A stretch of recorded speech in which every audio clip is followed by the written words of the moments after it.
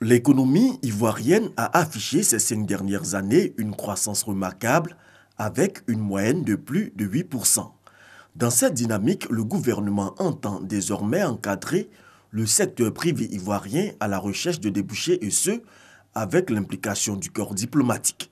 C'est le message qu'a livré le ministre des Affaires étrangères aux représentants des missions diplomatiques accréditées en Côte d'Ivoire. L'ambition du président de la République est de mettre la diplomatie ivoirienne au service du développement économique et social de notre pays.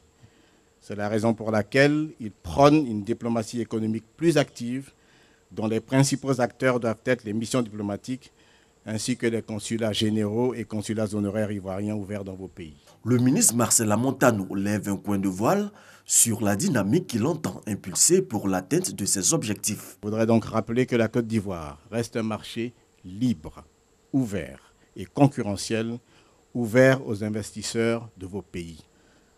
Ainsi, à l'avenir, les délégations de nos opérateurs économiques et hommes d'affaires en mission de prospection économique dans vos différents pays seront accompagnés par des diplomates ivoiriens et même par des membres du gouvernement, comme c'est le cas de vos missions économiques et commerciales en Côte d'Ivoire. Le ministre souhaite par ailleurs une pleine application du principe de réciprocité dans ces nouvelles relations économiques et commerciales.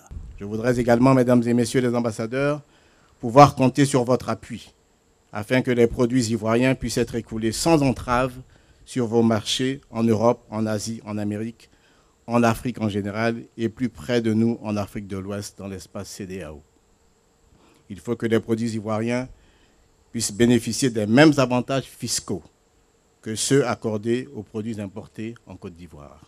La Côte d'Ivoire compte 57 ambassades, missions permanentes et consulats à travers le monde.